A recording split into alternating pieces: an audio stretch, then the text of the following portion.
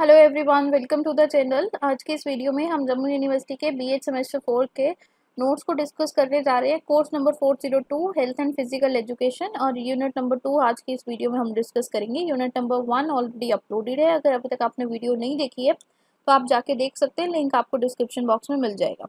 तो सबसे पहला हमारा टॉपिक था डायमेंशन क्या है हेल्थ और फिजिकल एजुकेशन के, किसके अराउंड ये हमारी हेल्थ और फिजिकल एजुकेशन रिवॉल्व करती है। तो सबसे पहला हमारा फोकस किस पे रहेगा?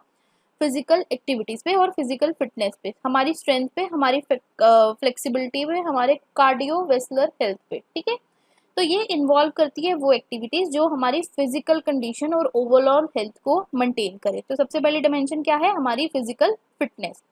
दूसरी डिमेंशन है हमारी न्यूट्रिशन और डाइट। हमें बहुत इंपॉर्टेंटली इस चीज को अंडरस्टैंड करना है। न्यूट्रिशन, बैलेंस डाइट और हेल्दी ईटिंग हैबिट भी बहुत इंपॉर्टेंट है एक फिजिकल एक्टिविटी के साथ साथ। तो ये डिमेंशन क्या करती है?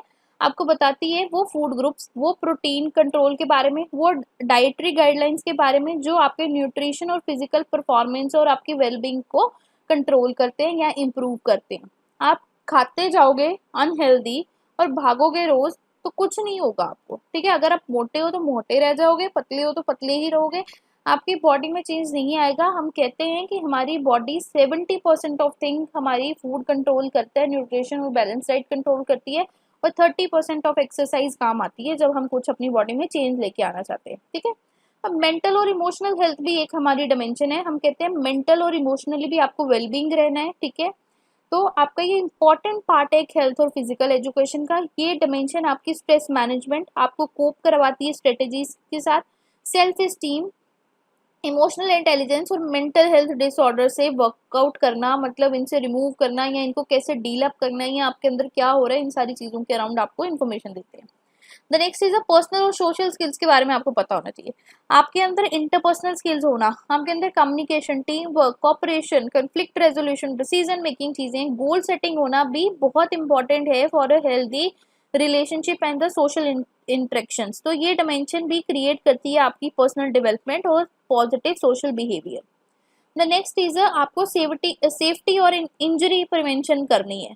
ये एक डायमेंशन है हमारी जहाँ पे हमें अपनी सेफ्टी गाइडलाइंस का पता होना चाहिए, रिस्क मैनेजमेंट का पता होना चाहिए, इंजरी कैसे प्रिवेंट की जाए इस बात का पता होना चाहिए, अगर इंजरी हो जाए तो फर्स्ट एड कैसे करनी है, इमरजेंसी में कैसे रिस्पॉन्स करना है। ये सारे कंपोनेंट्स के बारे में हमें हेल्थ और फिजिकल एजुकेशन में बताया जाता है। और इस डिमेंशन का मेन एम होता है कि आपको रिस्क ऑफ एक्सीडेंट्स और प्रमोट करना safety presentation in the physical activity. Okay, the next is a healthy knowledge and literacy. एक बच्चे को समझाना, एक बच्चे को एडुकेट करना एक हेल्थ रिलेटेड टॉपिक्स के बारे में, एटोनॉमी के बारे में बताना, साइकोलॉजी के बारे में बताना, डिसीज प्रिवेंशन के बारे में बताना, हाइजीन के बारे में बताना, अब सब्सटेंस अब्यूज प्रिवेंशन के बारे में बताना, उसकी सेक्सुअल हेल्थ के बारे में बताना, उसको इम्पैक्ट जो हमारा लाइफस्टाइल की चॉइसेस हैं, हेल्थ है, उसके आउटकम का बताना, एक स्टूडेंट को एम्पावर करना ताकि इन्फॉर्म डिसीजन हम ले सके एक हेल्थ के बारे में। ठीक है, life long physical activity encourage करना, अडॉप्ट करना क्या करने को, हेल्दी बिहेवियर, फिजिकल एक्टिविटीज को, ताकि हम सस्टेनेबल लाइफ जी सकें थ्रू आउट द लाइफ। ठीक है, ये डिमेंशन का काम है आपको इम्पोर्टेंस ऑफ रेगुलर एक्सरसाइज बताना, आपको रिक्रिएशनल एक्टिविटीज का बताना, आपको पार्टिसिपेशन इन स्पोर्ट्स में मोटिवेट करना ताकि आप हेल्दी और वेल्दी रहो। ठीक है, cultural competency and the diversity recognise कराना और रिस्पेक्ट करना डिफरेंट कल्चरल्स को, डाइवर्सिटी को, इंक्लूसिविटी को, फिजिकल एक्टिविटीज को, हेल्दी प्रैक्टिस को। तो ये क्या है? प्रमोट करती है कल्चर कॉम्पिटेंसी, टॉलरेंस और understand among the individual from the different diverse background. अगर किसी कल्चर में ट्रेंड है कि कोई मतलब कि पहलवानी करके, कुश्ती करके अपनी बॉडी बनाए, तो तुम उसका मजाक नहीं उड़ाओगे कि भाई तुम तो जिम नहीं जाते, तो उसका लाइफस्टाइल वैसा है, वो तुमसे बहुत फिट है। अगर तुम गांव में जाओगे, तुमने किसान देखे हैं, तो वो वहां पे जो इतना काम करते हैं, उनका जो वर्कआउट है, उनकी बॉडी फिट रहती है, उनको किसी जिम जाने की जरूरत नहीं पड़ती, क्योंकि वो कल्चर ही ऐसा है कि वो अपनी बॉडी को फिट रख सके। उनका अलग ढंग है चीजों के साथ वर्कआउट करने का, अलग खाने की चीजें हैं वहां पर। ठीक है ना, एनवायरमेंटल हेल्थ का ध्यान रखना, अंडरस्टैंड कराना एनवायरमेंटल फैक्टर्स, जैसे कि पोल्यूशन की वजह से आप में बीमार हो सकते हो, आप क्लाइमेट चेंज की वजह से बीमार हो सकते हो, क्लीन वाटर का होना बहुत जरूरी है एक सस्टेनेबल लाइफ जीने के लिए। तो ये डिमेंशन प्रमोट करती है कि इन्वायरमेंटल अवेयरनेस, ताकि आप कंट्रीब्यूट कर सको और एक गुड बिहेवियर दिखा सको अपने हेल्दी प्लानट के लिए भी। टेक्नोलॉजी और हेल्थ पे काम करना, जो टेक्नोलॉजी है वो भी कहीं ना कहीं आपकी हेल्थ को खराब करती है। जैसे कि आप फिटनेस ट्रैक कर सकते हो मोबाइल ऐप्स के थ्रू, आप मतलब कि अपनी फिटनेस देख सकते हो, तो ये चीज़ें बेनिफिट है। बट हम कहते हैं अगर हम सारा दिन कंप्यूटर या फ़ोन यूज़ करें तो हमारी आईज पे इफेक्ट पड़ता है, हमारे सिर दर्द हो सकती है, हमें कोई ओबेसिटी आ सकती है क्योंकि हम बैठ के सारा टाइम काम कर रहे हैं। तो क्या बेनिफिट है टेक्नोलॉजी को हेल्थ को लेके और कैसे उसके डिसएडवांटेजेस हैं, उन सबको हमें as a responsible citizen maintain करके चलना है। तो ये हेल्दी आउटकम्स को भी एक डिमेंशन हम मानते हैं हेल्थ और फिजिकल एजुकेशन का। Next is a community engagement and advocacy, ये हम इनकरेज करने एक स्टूडेंट को पार्टिसिपेट करने के लिए कहाँ पे वो प्रमोट कर सके हेल्थ और wellness with in the communities. ये डिमेंशन क्या करती है, इन्वॉल्व करती है कम्युनिटी सर्विस प्रोजेक्ट, जैसे हेल्थ हेल्थ कैंपेन्स चलते हैं, कोई लोकल ऑर्गेनाइजेशन करा रही है या पब्लिक है जो हेल्थ इश्यूज को मतलब कि एड्रेस कर रही है ताकि एक सोसाइटी में पॉजिटिव चेंज आ सके towards their health. Life skills and career development, student को मतलब इस काबिल बनाना कि वो प्रैक्टिकली लाइफ स्किल्स के बारे में जान सकें, उनके पास वो नॉलेज हो हेल्थ के रिगार्डिंग और फिजिकल एक्टिविटी के रिगार्डिंग, ताकि वो इन चीज़ों को एप्लीकेबल कर सके बियॉन्ड देयर क्लास भी। ये डिमेंशन इंक्लूड करती है जैसे topic time management, goal setting, financial literacy for a health related expenses, ठीक है, एक्सप्लोर करना करियर अपॉर्चुनिटी हेल्थ फिटनेस और स्पोर्ट्स रिलेटेड फील्ड में। अब जरूरी, अब हमारे क्रिकेटर्स हैं तो क्या वो जॉब नहीं करते, वो क्रिकेटर हैं, वो फिजिकली फिट में एक स्पोर्ट में काम कर रहे हैं। तो ये बच्चों को बताना कि भाई जिंदगी में सिर्फ इंजीनियर डॉक्टर बन जाना है ये आपकी करियर नहीं है। If you want to become a cricketer, if you want to become a footballer, you can also do that things, ठीक है। एक बच्चे को बताना कि कैसे आपको फाइनेंशियल चीज़ों को बचा के रखना है कि आपके बुरे मेडिकल टाइम पे वो काम आए, कैसे आपको टाइम मैनेजमेंट का ध्यान रखना है कि ताकि आप अपनी हेल्थ पर भी ध्यान दे सकें, कैसे आपको गोल सेटिंग्स करनी है अपनी हेल्थ को इम्प्रूव करने के लिए, ठीक है, ये लाइफ स्किल्स का सिखाना। The next topic is a determinants of a health and physical education, तो किन फैक्टर्स पे ये बेस्ड है। तो सबसे पहले एक इंडिविजुअल फैक्टर होता है जिसमें हमारा आते हैं जेनेटिक्स, ये होती हैं वो इनहेरिट ट्रेट्स जो आपको अपने पेरेंट्स अपने ग्रैंड पेरेंट्स से मिली होती हैं। Individual can have a certain health condition और उनकी फिजिकल कैपेबिलिटीज होती हैं अबाउट देयर जेनेटिक्स। हम कहते हैं ना कि अच्छा लाइक किसी बच्चे को अस्थमेटिक प्रॉब्लम है, क्यों है, क्योंकि उनके पेरेंट्स को भी थी, उसको ये चीज़ कहाँ से आई, अपने जीन्स से आई। हम कहते हैं ये बच्चा दिखने में बहुत पतला है, ये तो मोटा ही नहीं होता जितना मर्जी खाता जाए, तो हम कहते हैं ये अपने मम्मा पे गया है, अपने पापा पे गया है, क्योंकि इसके अंदर जेनेटिक ही ऐसा है। तो ये सारी चीज़ें होती हैं। पर्सनल बिहेवियर, एक लाइफस्टाइल चॉइस, उसको डाइट, उसकी एक्सरसाइज हैबिट्स, उसके वो क्या खा रहा है, वो क्या पी रहा है, वो क्या सब्सटेंस को यूज कर रहा है, ठीक है, इन प्रिवेंटिव मेजर्स को लेके इम्पैक्ट कैसा रहता है हमारी हेल्थ आउटकम पे, इन सब चीजें भी मैटर करती हैं इंडिविजुअल फैक्टर के ऊपर। अब मेंटल हेल्थ की बात करते हैं। साइकोलॉजी हर इंसान की डिफरेंट होती है, किसी को किसी बात की स्ट्रेस होती है और किसी को कोई स्ट्रेस होती नहीं है। तो ये इंडिविजुअल फैक्टर इम्पैक्ट करता है कि कैसी आपकी मेंटल हेल्थ होगी, क्या इसका इफेक्ट रहेगा आपकी ओवरऑल हेल्थ पे। एक फैमिली में एक बच्चा रह रहा है जिसकी फैमिली में रोज लड़ाइयाँ हो रही हैं, तो क्या उस बच्चे की मेंटल हेल्थ अच्छी होगी, नहीं अच्छी होगी उन बच्चों के मुताबिक जो बच्चे एक अच्छी फैमिलीज में रह रहे हैं या जिसको किसी तरह की कोई प्रॉब्लम नहीं है उसकी मेंटल हेल्थ को लेके, ठीक है। The next one is a knowledge and attitude, understand करना एक हेल्थ रिलेटेड इन्फॉर्मेशन और एटीट्यूड रखना अपनी फिजिकल एक्टिविटीज के लिए, ये बच्चे के इंडिविजुअल फैक्टर पे डिपेंड करता है, ना कि किसी चीज और चीज पे, ना किसी सोशल कम्युनिटी पे। अब पर बच्चा मोटा है और वो पतला होना चाहता ही नहीं है, वो एक्सरसाइज करता ही नहीं है, उसको अंडरस्टैंड ही नहीं है कि ये हेल्थ उसको कोई ये बीमारी उसको प्रॉब्लम दे रही है। अब जैसे लोग ड्रिंक करते हैं, क्या सोसाइटी नहीं बताती, क्या गवर्नमेंट, क्या टीवी में ये एडवर्टाइजमेंट नहीं आती ये हार्मफुल है, बट क्या वो लोग छोड़ते हैं पीना, नहीं छोड़ते, क्योंकि ये एक इंडिविजुअल फैक्टर उसकी हेल्थ और फिजिकल एजुकेशन पे डिपेंड करता है कि उसको ये चीज़ छोड़नी है या नहीं छोड़नी। वो अपने बिहेवियर अपने एटीट्यूड से इन चीज़ों को डिसाइड कर रहा है उसको क्या करना है कि नहीं करना, उसके नॉलेज और एटीट्यूड पे ये सारी चीज़ें डिपेंड कर रही हैं। तो वो पी रहा है तो वो पीता ही जा रहा है, ठीक है, तो उसको पता भी है कि मेरे साथ क्या होगा पर वो तो भी पी रहा है, तो वो उसकी गलती है, वो इंडिविजुअल फैक्टर है जो इस चीज़ को इम्पैक्ट कर रहा है। The next is a social and the community network. अब इंडिविजुअल नहीं, कई बार सोसाइटी भी आपकी हेल्थ और फिजिकल में सपोर्ट बनती है। एक फैमिली डायनेमिक होना, एक सपोर्ट सिस्टम बनना, एक मॉडलिंग बिहेवियर इन्फ्लुएंस बनना एक हेल्दी बिहेवियर के लिए। अगर आप एक फैमिली में रहते हो जहाँ पे सुबह सब उठते हैं, वॉक पे जा रहे हैं, कोई योगा कर रहा है, कोई कुछ कर रहा है, तो डेफिनेटली लाइफ में एक पॉइंट ऐसा ज़रूर आएगा कि आप इस चीज़ों को भी फॉलो आउट करोगे। अगर आज आप बच्चे हों, यहाँ आप में से बहुत सारे लोग ऐसे होंगे जो मैरिड होंगे, उनके बच्चे भी होंगे, तो आपने कभी देखा होगा अगर आप अर्ली मॉर्निंग रोज उठ के योगा कर रहे हो तो आपका बच्चा भी आपके साथ ये बैठ के चीज करता होगा, ठीक है ना। आप अगर उसको खेलने भेज रहे हो तो आपका बच्चा भी मतलब कि हेल्दी लाइफस्टाइल फिजिकल एक्टिविटीज में इन्वॉल्व हो रहा है। अगर आप ये चीजें नहीं करोगे तो क्या वो चीजें सीख पाएगा? आप उसके लिए रोल मॉडल बनो, ठीक है। प्री इन्फ्लुएंस, प्री मतलब आप हम उम्र से सीखना, अपने सोशल नेटवर्क से सीखना, अपने फ्रेंडशिप से सीखना, प्री प्रेशर में आके करना चीजें जो इंडिविजुअल एंगेजमेंट पे इफेक्ट लाती हैं फिजिकल एक्टिविटीज में। अब बहुत सारे आजकल की जनरेशन में ऐसे लोग हैं, हम कहते हैं यार हमारा फ्रेंड जिम जा रहा है हम भी जाएंगे, ठीक है। और हम देखते हैं अच्छा यार वो सुबह रोज वॉक पे जाता है हम भी जाएंगे, मेरे फ्रेंड्स इस गेम में खेलते हैं और वो फिजिकली फिट है हम भी करेंगे, तो this is a pre influence, ठीक है। कम्युनिटी का इन्वॉल्व होना, असेस करना रिक्रिएशनल फैसिलिटीज, पार्क का, साइड वॉक्स का, कम्युनिटी प्रोग्राम्स का जो एंगेज करे, एनकरेज करे या हिंडर करे फिजिकल एक्टिविटी पार्टिसिपेशन में। अगर एक कम्युनिटी पार्क बनाती है आजकल जिसमें जिम वाले आपने देखा होगा स्विंग्स लगे होते हैं, ठीक है, तो क्या वो एक कम्युनिटी की क्या कहते हैं पहल नहीं है एक इंसान को हेल्दी और फिजिकली फिट बनाने के लिए, पार्टिसिपेट कराने के लिए। पार्क्स में आप वॉक करने जाते हो तो this is also involvement of a community, ठीक है। उस तरह से आपको कम्युनिटी में कोई कैंपिंग लगाना, हेल्थ कैंपिंग की, आपकी कम्युनिटी वालों ने, आपकी सोसाइटी वालों ने एक हेल्थ चेकअप ही रख लिया, तो ये सारी चीजें होती हैं। Next is a socio economic economic status. अब इनकम, एजुकेशन और ऑक्यूपेशन ये इम्पैक्ट करती है किसी की हेल्थ, फूड ऑप्शंस को, एक सेफ नेबरहुड को और हेल्थ केयर सर्विसेज को। कैसे करती है? एडुकेटेड नहीं हो, पता नहीं है क्या खाना है, तो फिर कोई मतलब ही नहीं है। एजुकेटेड हो और फिर भी कुछ जंकी खा रहे हो तो भी कोई मतलब नहीं है, ठीक है। इनकम का होना, income is the biggest source. आपको पता है आपको फिजिकल फिट रहना है, ठीक है, आपको जिम जाना है, कैसे जाओगे? पैसे होने चाहिए तो वो जाओगे ना। कुछ अच्छा खाना है, अच्छे में कहते हैं हमारा अच्छा खाना बहुत आजकल कॉस्टली आता है।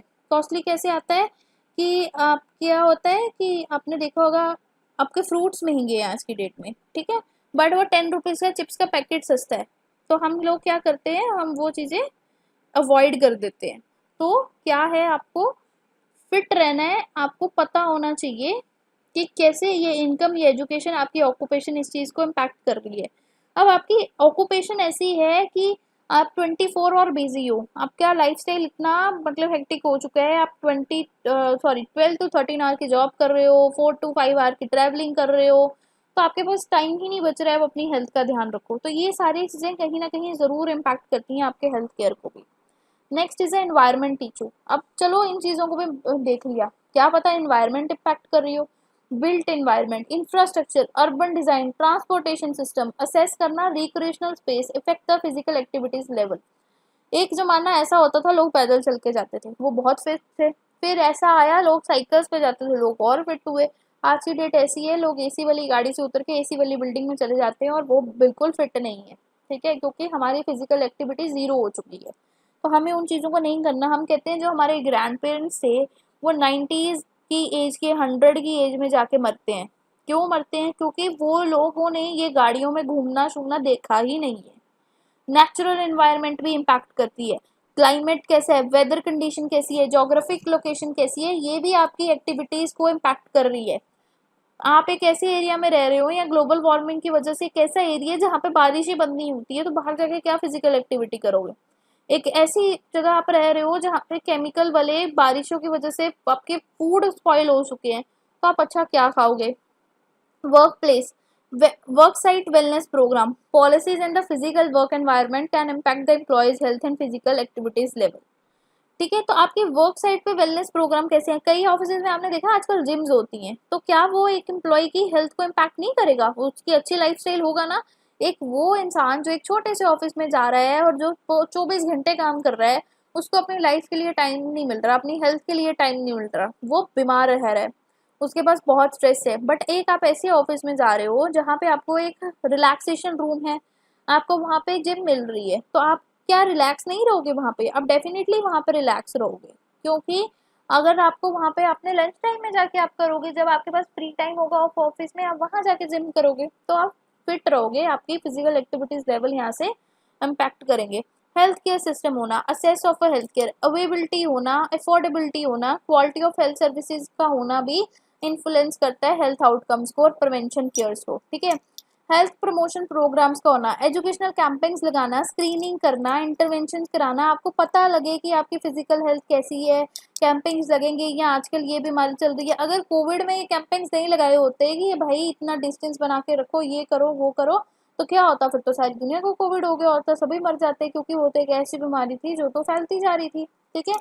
The next is a policy factor, government की पॉलिसीज भी बहुत इंपॉर्टेंटली इन चीज पे इम्पैक्ट करती हैं, इसका भी एक बहुत बड़ा हाथ है, ये भी फैक्टर है एक बहुत बड़ा इम्पॉर्टेंट। जैसे कि policies banana for physical education, requirement है स्कूल में, आपने देखा है कि आपको एक गेम्स पीरियड तो डेफिनेटली मिलता ही है स्कूल में, आपने कॉलेजेस ज्वाइन किए वहाँ पे भी आपको गेम्स खेलने की अपॉर्चुनिटी मिली, आपने पीएचडी पढ़ी भी एज अ सब्जेक्ट, आप अभी भी इस चीज़ को पढ़ रहे हो, क्यों पढ़ रहे हो, इंपॉर्टेंट है, गवर्नमेंट ने रूल बना रखा है ना कि ये भाई बच्चों को एक्स्ट्रा ऑप्शनल दो ये चीज़ पढ़ने को। अर्बन प्लानिंग होना, पब्लिक हेल्थ इनिशिएटिव्स होना, ठीक है, regulation of foods and beverages को मतलब एक मार्केट में पहुंचाना हेल्दी फूड को, तो ये सब एक पॉलिसीज के अंडर आता है गवर्नमेंट की। इंस्टीट्यूशनल पॉलिसी का होना, policy with in the school work place community, वो भी कहीं ना कहीं आपकी फिजिकल एक्टिविटीज को सपोर्ट करती हैं और हिंडर करती हैं। अगर आपके इंस्टीट्यूट में आपको गेम्स पीरियड ही नहीं मिलेगा तो डेफिनेटली आप जो टाइम खेलते हो वहाँ पर स्कूल में वो आपको नहीं मिलेगा और आपकी हेल्थ इम्पैक्ट होगी। कल्चरल फैक्टर्स भी होते हैं, हमारे बिलीफ्स, हमारे ट्रेडिशंस, हमारे नॉर्म्स, ये हमारी फिजिकल और मेंटल हेल्थ को इम्पैक्ट करते हैं। अंडरस्टैंड करना है कल्चर की प्रेफरेंस, इनकॉर्पोरेट करना कल्चर रेलिवेंट एक्टिविटीज़ में, एनहांस करना engagement in physical education programme. बहुत पुराने ज़माने की अगर हम बात करें या अभी भी हम किसी कई कल्चरों की बात करें, ठीक है, या ऐसी अभी भी कहीं गाँव की किसी बैकग्राउंड की हम बात करें, वहाँ पर लड़कियों को घर से बाहर नहीं निकलने दिया जाता, और तो एक्सरसाइज करना तो दूर की बात है, उसको घर से बाहर अलाउंस ही नहीं है कि वो ये काम करे जाके वॉक कर ले, ठीक है। तो वैसे तो वो घर का काम करके इतनी फिट हो गई होती हैं, बट फिर भी अगर किसी के साथ कोई प्रॉब्लम है तो आप उसको अवेयर ही नहीं कर रहे। आज के डेट में भी ऐसे बहुत होते हैं कि अनवांटेड प्रेगनेंसीज होती हैं, जिसकी वजह से छोटी एज में लड़की की शादी करा दी जाती है, जिससे अनवांटेड प्रेगनेंसीज होती हैं और लड़कियां मर जाती हैं। This is also physical and health impact, कहाँ से आ रहा है, ये कल्चर फैक्टर की वजह से ही आ रहा है, कहीं ना कहीं वो कल्चर ही ऐसा है, वो बैकग्राउंड ही ऐसा है, वो लोग इस चीज़ को कर रहे हैं, और इस वजह से क्या हो रहा है, उनकी हेल्थ, इनकी फिजिकल एक्टिविटीज इम्पैक्ट हो रही हैं। और वहीं कहीं एक कल्चर होगा जहाँ पे एक लड़की की अच्छी उम्र में आके शादी की जाती है, सब कुछ होता है, तो वो नॉर्मली इन चीज़ों को बैलेंस कर लेती है, ये सारी चीज़ें होती हैं। Technology and the media influence, technology और मीडिया का बहुत बड़ा रोल है आपको ये समझाने के लिए कि फिजिकल एक्टिविटी और हेल्थ बहुत इंपॉर्टेंट है। टेक्नोलॉजी से आप आजकल अपने आप को ट्रैक करते हो, वर्कआउट करते हो, आप ऑनलाइन मीडिया इन्फ्लुएंस कर रही है, आपने अभी देखा होगा पीछे वो बहुत सारे यूट्यूब पे आपको मिल जाएंगे प्रोग्राम्स, आपको यूट्यूब चैनल मिल जाएंगे जो आपको हेल्दी लाइफ सिखाते हैं। अभी आपने देखा होगा 75 डे हार्ट चैलेंज चला, ठीक है, तो लोगों ने उससे कितना इन्फ्लुएंस होकर कितना अपना ध्यान दिया हेल्थ पे, तो दिया ना, तो it's a media influence on your health and physical activity. Safety and security पर प्रिकॉशंस रखना एक नेबर्सहुड में, पार्क में, ये नहीं है कि पार्क में चले गए फिजिकल एक्टिविटी करने बट वो पार्क सेफ नहीं है, वहाँ पे आके कोई क्राइम होता है, कोई किसी को छेड़ के चला जाता है, तो ये सारी चीज़ें भी कहीं ना कहीं इम्पैक्ट करती हैं। कि हेल्थ लिटरेसी का होना बहुत ज़रूरी है, सबसे पहली बात तो आपको पता होना चाहिए कि आपकी हेल्थ आपके लिए बहुत इंपॉर्टेंट है, इस टाइम आपको ये प्रॉब्लम हो चुकी है, आपको इसको ऐसे रिजॉल्व करना है, या फिर ये प्रॉब्लम कभी हो ही ना लाइफ में, इन चीज़ों से आपको अपने आप को ठीक करना है। ये next is a collaboration, collaborate करना, ठीक है, एजुकेशनल हेल्थ केयर प्रोग्राम्स बनाने, अर्बन प्लानिंग करनी, ट्रांसपोर्टेशन करनी, रिक्रिएशन करनी, ये एसेस है, बड़ी इंपॉर्टेंट चीज़ें हैं ये कम्प्लेक्स हेल्थ चैलेंज के लिए। आप अगर हम कहते हैं ग्लोबल वार्मिंग की वजह से अगर कहीं पे लोगों को हेल्थ इम्पैक्ट आ रहा है तो ट्रांसपोर्टेशन को रिड्यूस कर दो ना, सारे एक साथ चलो, साइकिल्स पे आ जाओ, या फिर वो सेटिंग्स बनाओ, वो पॉपुलेशंस में वो चेंजेस लाओ जिससे आपकी हेल्थ बेटर रहे, ना कि डाइवर्स होती जाए, कहीं ना कहीं आपकी कोलैबोरेशंस भी इस चीज़ को इफेक्ट भी कर रही हैं और इम्प्रूव भी कर रही हैं। The next topic is a balance diet, तो बैलेंस डाइट वो फूड है जो आपको हर तरह का न्यूट्रिएंट आपको प्रॉपर प्रपोर्शन में देता है, जो आपकी ओवरऑल हेल्थ और वेलबींग के लिए ज़रूरी है। ये इंक्लूड करता है कम्बिनेशन ऑफ वो फ्रूट्स, वो वेजिटेबल, वो होल ग्रेन, वो प्रोटीन, वो हेल्दी फैट्स जो आपको excessive while taking an excessive sugar, saturated fat and processed food, वो एक खाना जो आपको सारे न्यूट्रिएंट, सारी चीज़ें जो दिन में ज़रूरी हैं वो प्रोवाइड कराता है। ठीक है। बैलेंस डाइट हेल्प करती है आपकी बॉडी को रिसीव करवाने में न्यूट्रिएंट्स जो बहुत ज़रूरी हैं, एक एनर्जी के लिए, ग्रोथ के लिए, एक रिपेयर के लिए और एक डिसीज प्रिवेंशन के लिए। तो जो एडुकेट अमाउंट अब आपको कार्बोहाइड्रेट चाहिए, कितना आपको प्रोटीन चाहिए, कितना आपको फाइबर चाहिए, कितना आप में फैट होना चाहिए, क्या विटामिन की नीड है, क्या मिनरल्स की नीड है एक बॉडी को हेल्दी और फंक्शनली करेक्ट कराने के लिए, वो है हमारी बैलेंस डाइट। कंज्यूम करना बैलेंस डाइट को रेगुलरली इम्पॉर्टेंट है और ये बहुत प्रमोट करता है एक प्रॉपर ग्रोथ और डेवलपमेंट एक चिल्ड्रन के अंदर। उसका आइडल वेट बनाए रखता है, उसके मसल्स को प्रॉपरली ग्रो करता है और उसकी इम्यूनिटी बहुत स्ट्रांग होती है। ठीक है। और एक जो वेल बैलेंस डाइट होती है वो बहुत बेनिफिट करती है आपकी mentally as well as a physical health को भी। आप मेंटली परेशान हो तो कहीं उसके पीछे भी आपका फूड ही उसका कारण है। आप ठीक है, तो आप फूड अपना बैलेंस कर लो, आपकी मेंटल प्रॉब्लम्स भी गायब हो जाएंगी। In addition it reduce the risk of a chronic diseases. It also help to recover from your illness. इसमें वेरियस फूड चॉइसेस हैं from the 5 food groups that should be consumed in specific recommendation amount to attain a balanced diet। ठीक है, आपको पता होना चाहिए आपको कितना, क्या हम कहते हैं ना दिन में इतना प्रोटीन लेवल लेना जरूरी है। कोई वेट गेन करना चाह रहा है इतना प्रोटीन ले लो, कोई लूज करना चाह रहा है इतना प्रोटीन ले लो। क्यों ले लो? क्योंकि वो बैलेंस डाइट है आपकी बॉडी की। ठीक है। The next thing is importance of a balance diet. क्या इंपॉर्टेंस है बैलेंस डाइट की? तो सबसे पहले ये इंश्योर करती है कि एक इंसान कंज्यूम करे एसेंशियल न्यूट्रिएंट्स जितनी उसकी बॉडी को रिक्वायर्ड है प्रॉपर फंक्शनिंग के लिए। ठीक है। दूसरा है ये मेंटेन करती है एक हेल्दी वेट, जो आपको राइट अमाउंट ऑफ कैलोरीज मिलती हैं एनर्जी एक्सपेंडेशन के लिए। आप अपनी ओबेसिटी और अपना अंडरवेट कंट्रोल करते हो, एक full on energy balance life जीते हो। ये बहुत इंपॉर्टेंट रोल प्ले करती है चिल्ड्रन और एडोलेसेंट में प्रॉपर ग्रोथ, डेवलपमेंट और मेच्योरेशन लाने में। ठीक है। हम कहते हैं बच्चा अच्छे से ग्रो नहीं कर पाया, कमजोर रह गया, क्यों रह गया? इसी रीजन से कई बार रह जाता है। आपकी इम्यूनिटी को बूस्ट करती है, आपको इन्फेक्शियस डिसीजेज से बचाने के लिए आपको स्ट्रांग बनाती है। आपको प्रॉपर न्यूट्रिशन आपके कॉग्निटिव फंक्शन को सपोर्ट करता है, आपकी कंसंट्रेशन बढ़ाता है, आपकी मेमोरी बढ़ाता है, आपके ओवरऑल ब्रेन को हेल्दी रखता है।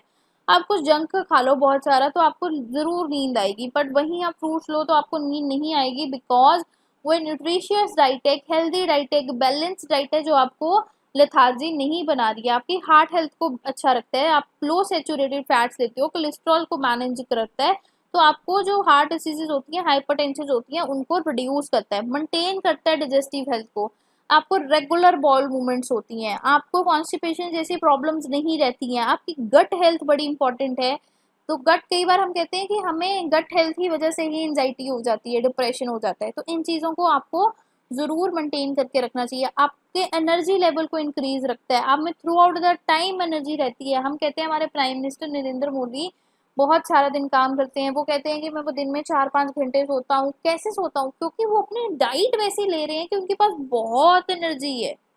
ठीक है। हम महात्मा ऋषि जो थे वो क्या ये चीज़ें खा के अपने आप को इतनी देर तप कर पाते हैं? उनके पास बहुत एनर्जी थी क्योंकि वो अपनी बैलेंस डाइट लेते थे। आपकी मसल्स हेल्थ को इम्प्रूव करता है। ठीक है। आपके ओवरऑल स्ट्रेंथ को इंक्रीज करता है, प्रिवेंट करता है न्यूट्रिशन डेफिशिएंसी को। वैरायटी ऑफ फूड्स आपको मिलते हैं जो आपकी डेफिशिएंसीज को खत्म करते हैं। आप में विटामिन डी की कमी है, आप में मिनरल की कमी है, इन चीज़ों को खत्म करना है। ये रिस्क ऑफ क्रोनिक डिसीजेज को खत्म करता है, जैसे कि टाइप 2 डायबिटिक हो गई, जैसे कैंसर्स हो गए, इन चीज़ों को खत्म करता है। आपके मूड को बेटर रखता है। ठीक है। आपका मूड भी खराब नहीं होता है जब आप एक प्रॉपर अच्छा खाना लेते हो, आप एंजाइटी डिप्रेशन से दूर रहते हो, तो आपको ये सारे मूड के इश्यूज नहीं आते हैं। आप में हेल्दी एजिंग आती है, आपको लॉन्ग लाइफ जीने का मौका मिलता है, क्योंकि आप बीमार ही नहीं हो रहे हो तो मरोगे कैसे? ठीक है। तो आपकी स्किन हेल्थ का ध्यान रखता है। हम कहते हैं पिंपल्स हो गए हैं, कहते हैं आपने कुछ ऑयली खाया है, आपने कुछ जंक खाया है, बाहर का खाया है, ज़्यादा स्पाइसी खाया है, तो क्या है? इट मीन्स योर स्किन, तुम्हारी स्किन में वही सब जा रहा है जो तुम खाते जा रहे हो गंदा सा। तो वो अपनी स्किन को अगर बेटर रखना चाहते हो, एक्ने फ्री रखना चाहते हो, बड़ा हेल्दी रखना चाहते हो, तो कैसे रखते हो? हम कहते हैं ये हमारे ट्रेस है। ठीक है। आप नीतू कपूर को देख लो, वो इतनी यंग लगती हैं, ठीक है, कितनी एज होंगी, नियर अबाउट 60 अबाउट 70 के अराउंड होगी, तो उनकी मतलब कि स्किन आपको लगती है वो इतने साल की बूढ़ी है। अब पर यही कोई एक इंसान हो जो अपनी हेल्थ का ध्यान ना रखता हो, बैलेंस खाना नहीं लेता, डेफिनेटली वो बूढ़ा लगेगा उसके आगे। क्यों नहीं लग रही वो बूढ़ी? क्योंकि वो अच्छा खाना ले रही है, ठीक है, एक पॉजिटिव एग्जाम्पल सेट करो, एक अडॉप्ट करो एक बैलेंस डाइट, ठीक है, एक हेल्दी एग्जाम्पल बनो दूसरों के लिए, अपने फ्रेंड्स के लिए, अपने फैमिली के लिए, थ्रू आउट द कम्युनिटी के लिए, ताकि लोग भी ये चीज़ें आपसे सीखें। The next topic is health hazards of alcohol use among adolescents. क्या नुकसान है एडोलेसेंट बच्चे के अल्कोहल पीने के, शराब पीने के, ठीक है। पहली बात तो आपकी ब्रेन डेवलपमेंट नहीं होती, आपकी कॉग्निटिव इम्पेयरमेंट्स रह जाती हैं, लर्निंग डिफिकल्टीज आती है, रिस्क बिहेवियर इंक्रीज हो जाता है। एक अल्कोहल है वो रिस्क बिहेवियर इंक्रीज करती है, ठीक है, जैसे कि ड्राइविंग करना, ठीक है, आप लोग क्या करते हो, रैश ड्राइविंग करते हो, वायलेंस करते हो, मारकुटाई करते हो, और आज के डेट में हम सोच सुनते हैं कि रेप हो गए।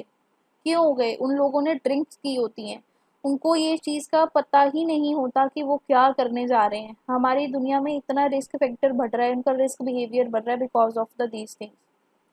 फिजिकल हेल्थ इश्यूज आते हैं आपको, ठीक है, आपके डैमेज हो जाता है आपका लीवर, आपके वाइटल ऑर्गन्स नहीं चलते।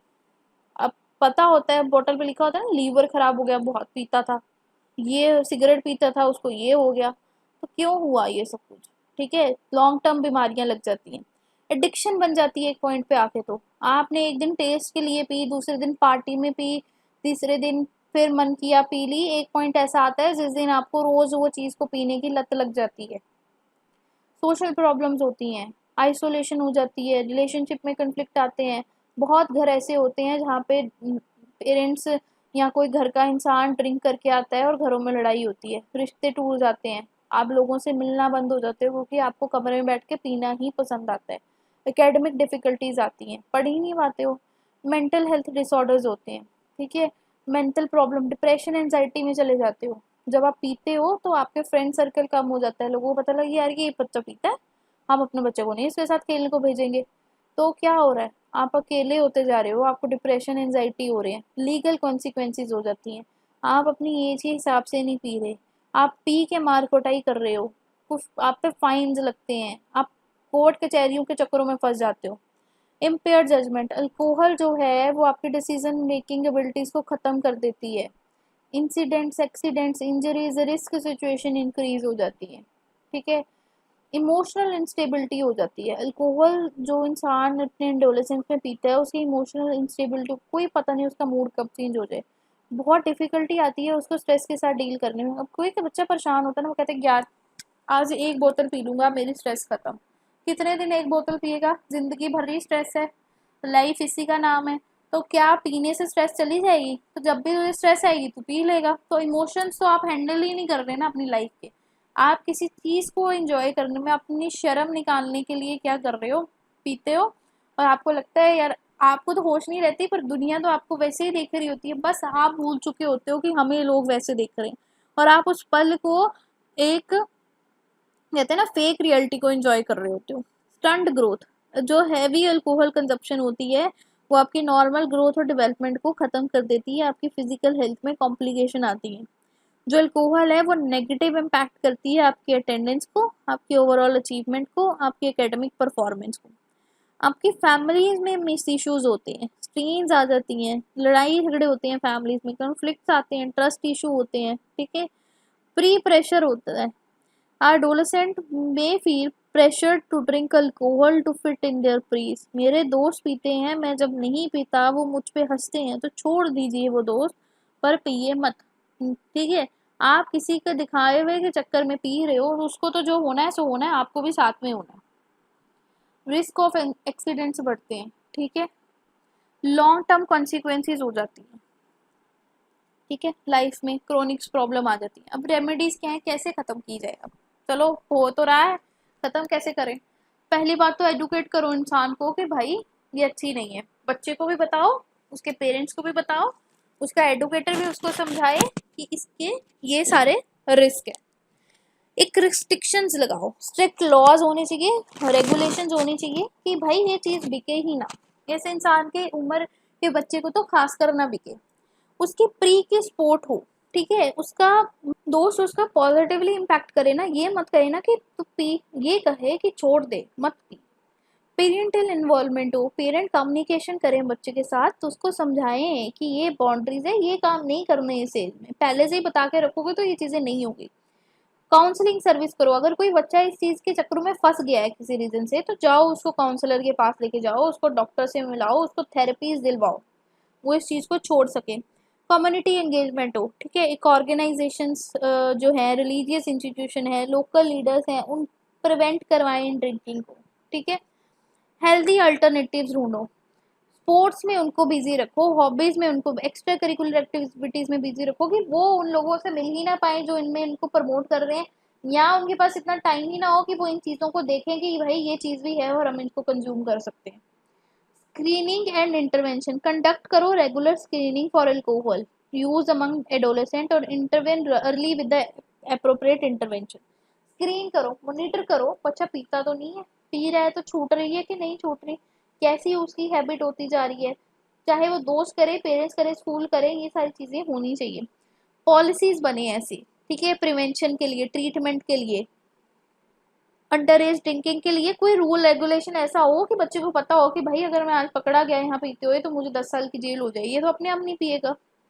और सच में हो जाए, फिर अगर कोई ऐसा पकड़ा भी जा रहा है, तो हमारे इंडिया में क्या होता है कि रूल एंड रेगुलेशन इतने अच्छे होते नहीं है, कोई किसको पैसे खिला देता है, कोई पकड़ता ही नहीं है, या फिर ऐसे कोई रूल्स है ही नहीं है, ठीक है। स्कूल बेस्ड प्रोग्राम हो जो बच्चे को बताएं कि स्ट्रेस से लड़ने के लिए दारू पीना इज नॉट अ सोल्यूशन, आओ बात करो, काउंसलिंग करेंगे, डॉक्टर पे जाएंगे, सब करेंगे, बट ये नहीं करेंगे। रोल मॉडल बनो दुनिया के लिए पॉजिटिवली, ठीक है, उन लोगों से मिलाओ, उन अडल्ट अथॉरिटी फिगर से मिलाओ जो रिस्पॉन्सिबल सिटीजन हैं, ठीक है, उन्होंने जो कहते हैं कि भाई हम नहीं पीते, हम भी तो खुश हैं, ठीक है। या फिर कोई ऐसा रोल मॉडल बन रहा है जो कहता है यार मैं पीता था, मेरी लाइफ ऐसी खराब हो गई, अब मैंने छोड़ दी, आज मैं देखो कहाँ हूँ। मेंटल हेल्थ सपोर्ट बनो उनका, ठीक है, उनके मेंटल हेल्थ डिसऑर्डर्स के साथ डील अप करो, उनकी मेंटली प्रॉब्लम्स को दूर करो ताकि वो अपनी मेंटल प्रॉब्लम्स की वजह से पीने में ना जाए। सोशल कैंपेन्स करो, मतलब दुनिया को जागरूक करो कि पीना अच्छा नहीं है, इससे ये प्रॉब्लम्स होती हैं। इन्फोर्समेंट करो, ठीक है, और है कोलैबोरेटिव एफर्ट्स करो, government agency, private agency, schools, community, parents सब मिलके अंडर एज ड्रिंकिंग के ऊपर ऐसे रूल्स रेगुलेशन बनाएं या ऐसे लोगों में अवेयरनेस करें कि लोग ये चीज़ ना करें। The next is health hazards of nicotine, ठीक है, तो पहली बात तो एडिक्शन लग जाती है, जैसे सिगरेट पीना, ई सिगरेट्स पीना, वैप पीना, हुक्का पीना, तो क्या है, एडिक्शन है, एक बारी पीते हो ना छूटती नहीं है, आज एक है कल दो होती हैं, दो से तीन होती हैं, तीन से 10 होती हैं, और फिर एक पॉइंट ऐसा आता है पूरी पूरी डब्बियां भी कम बढ़ जाती हैं। तो फर्स्ट प्रॉब्लम इज एडिक्शन। दूसरा, ब्रेन की डेवलपमेंट नहीं होना। देखो प्रॉब्लम एक जैसी है ना, तो आसपास हैजर्ड्स और मीजर्स भी एक जैसे हैं, रेस्पिरेटरी इशू होना, अस्थमा होना, ये सारी चीज़ें होना, हार्ट प्रॉब्लम्स होना, कैंसर का रिस्क बढ़ जाना, आपके लंग्स की फंक्शनिंग खराब हो जानी, आपको एक एडिक्टिव सब्सटेंस मिल जाना जो हार्मफुल सब्सटेंस है, टॉक्सिन्स अंदर जा रहे हैं, आपके हेल्थ रिस्क इंक्रीज हो रहे हैं, ओरल हेल्थ प्रॉब्लम होती है, देखा है कभी सिगरेट की डिब्बी के ऊपर, तम्बाकू के डिब्बे के ऊपर वो चीज़ें बनी होती हैं, आपका मुंह खराब हो जाएगा, मुंह खराब हुआ वो बना, लोग सब भी पी रहे हैं खा रहे हैं।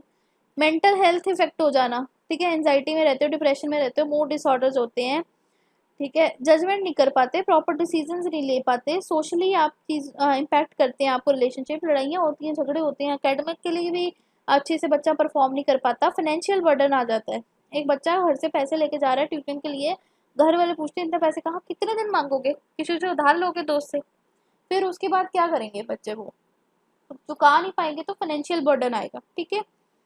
विड्रॉल सिम्टम्स आने, ठीक है, क्विट निकोटीन में experience withdrawal system such as irritable होना, क्रेविंग्स होनी, सिर दर्द होनी, डिफिकल्ट होनी कंसंट्रेट करने में। Second hand exposure, second hand smoke and aerosols from vaping device pose a health risk of to a non user including the children, family members and bystanders. आपको पता है आपके पास कोई बैठ के सिगरेट पी रहा हो तो आपको भी उसकी स्मेल चढ़ती है, कई लोगों को सांस लेने में मुश्किल होती है, इरिटेशन होती है, तो उनको भी साथ में ही दिक्कतें होती हैं, लॉन्ग टर्म कॉन्सिक्वेंसेज का हो जाना, ठीक है।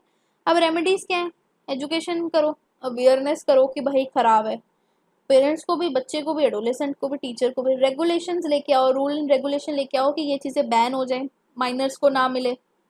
एज रिस्ट्रिक्शंस लगाओ, स्कूल के आसपास ना मिले, कॉलेजेस के आसपास ना मिले, ट्यूशन सेंटर्स के पास ना मिले। काउंसलिंग और सपोर्ट सिस्टम बनो, अगर कोई ऐसा कुछ कर रहा है बच्चों को पहले ही सिखाओ कि ऐसा करना ही नहीं है। उस प्री की सपोर्ट दिलवाओ कि वो उसको मना करे, समझाए। पेरेंट्स की इन्वॉल्वमेंट करो ताकि वो उनको गाइड करें। हेल्दी अल्टरनेटिव्स दो उनको, एक्सरसाइजेस करने को दो, स्ट्रेस करने को दो, मेंटली प्रॉब्लम्स उनकी सॉल्व कर दो। स्कूल उनको आके इन चीज़ों के लिए रोके, स्कूल काउंसलिंग कराए, या फिर वो सेमिनार्स रखे जहाँ पे बच्चों को बताया जाए गलत चीज़ है। ऐसी पॉलिसीज रेगुलेशंस बने कि बच्चे को locally, state level, national level, कहीं पे भी वो ये चीज़ नहीं कर पाए। कम्युनिटीज इन्वॉल्व हो, आपस में मिलकर रूल्स रेगुलेशन बनाएं, एजेंडा चलाएं, कैंपिंग चलाएं जहाँ पे ये चीज़ें रुके। रोल मॉडल बनो किसी इंसान के लिए कि भाई ये चीज़ तो नहीं करनी चाहिए, ये बहुत गलत है, नहीं करने के ये फायदे हैं, ठीक है। सोशल नॉर्म्स कैंपेन्स चलें, रिसर्च और इवेल्युएशन हो कि क्या बीमारियां हैं, कैसे रोका जा सकता है, कैसे, कितने % लोग पीते हैं, क्या होता है, कहाँ पीते हैं, कैसे मिलती है और क्यों पीते हैं। The next is the health hazards of drugs. अब ड्रग्स भी लोग लेते हैं तो यही इसका हेजार्ड है, एडिक्शन हो जाना, ब्रेन डेवलपमेंट ना होना, फिजिकल हेल्थ में इशू आ जाना, फिजिकल प्रॉब्लम होना, मेंटल हेल्थ का खराब होना, ठीक है, जजमेंट नहीं कर पाना, डिसीजंस नहीं ले पाना, आपस में सोशल सर्कल से दूर होते जाना, लोग तुमसे दूर होते जाते हैं जब तुम ऐसे करते हो। ओवरडोज होके ब्रेन का डैमेज हो जाना, मर जाना, कोमा में चले जाना, हार्मफुल बिहेवियर, ठीक है। रिस्क फैक्टर है, आप ड्राइविंग कर सकते हो, कोई क्रिमिनल एक्टिविटी कर सकते हो, फाइनेंशियल बर्डन आप पे आता है, किसी से उधार लेके पी रहे हो, ठीक है। आप नॉर्मल एडोलेसेंस की डेवलपमेंट नहीं हो रही है, आप में इमोशनल, एकेडमिकली किसी तरह की कोई प्रॉपर ग्रोथ नहीं हो रही है, विड्रॉल सिम्टम्स आ रहे हैं। जब आप छोड़ने की कोशिश करते हो, आपको एंजाइटी होती है, कुछ होता है, बट छोड़ो। फैमिली से आप टूटते जा रहे हो, आपकी फैमिली में इशू हो रहे हैं, इस वजह से रिस्क इन्फेक्शन हो रही हैं, ठीक है। HIV एड्स हो जाते हैं ड्रग्स की वजह से, रिस्क इन्फेक्शन होती है, बहुत सारी चीज़ें होती हैं। क्रिमिनल जस्टिस को इन्वॉल्व करना कि अगर कोई ऐसा कर रहा है तो आप अरेस्ट हो जाओगे, आपको इतने टाइम की जेल हो जाएगी, लॉन्ग टर्म कंसिक्वेंसेज होना, ये हज़ार्ड है। और रेमेडीज क्या है, एजुकेशन देना, प्रिवेंशन प्रोग्राम चलाना, अर्ली डिटेक्ट करना इन चीज़ों को जो इस रिस्क में जा चुके हैं, प्री की सपोर्ट दिलवाना, पेरेंट्स को इन्वॉल्व करके सही करवाना, काउंसलिंग टीम्स को ट्रीटमेंट सर्विसेज शुरू कर देना, जो लोग ऐसा कर रहे हैं, जो नहीं कर रहे हैं उनको बताना कि भाई ऐसा करना ही नहीं है। कम्युनिटी की सपोर्ट लेके आनी, कम्युनिटी मिलके ऐसे लॉज बनाए, बच्चों को मतलब अवेयर करे कि ये सारी चीज़ें नहीं करनी चाहिए। और मेंटल हेल्थ को सपोर्ट देना, ऐसे सेंटर्स खोलने जहाँ पे उन चीज़ों को रिजॉल्व किया जाए। ऐसी गवर्नमेंट पॉलिसीज बनाएं कि ये चीज़ें अवेलेबल ही ना हो, इन्फोर्समेंट हो, उनको डांटा जाए, मारा जाए, किसी तरह रोका जाए ये चीज़ों को डिस्ट्रीब्यूट होने से, ठीक है। स्कूल बेस्ड प्रोग्राम चलें जहाँ पे बच्चों को काउंसलिंग मिले, और स्पोर्टिव इन्वायरमेंट हो जहाँ पे इनकरेज किया जाए टूवर्ड्स द हेल्दी लाइफस्टाइल, ठीक है। रिसर्च और इवेल्युएशन हो कि कैसे बच्चों तक ये चीज़ें पहुँचती हैं, किस एरिया में मिल रही हैं, कौन बेच रहा है। इन चीज़ों को जब रोक दिया जाएगा तो ऑटोमेटिकली ये सारी चीज़ें खुद रुक जाएंगी।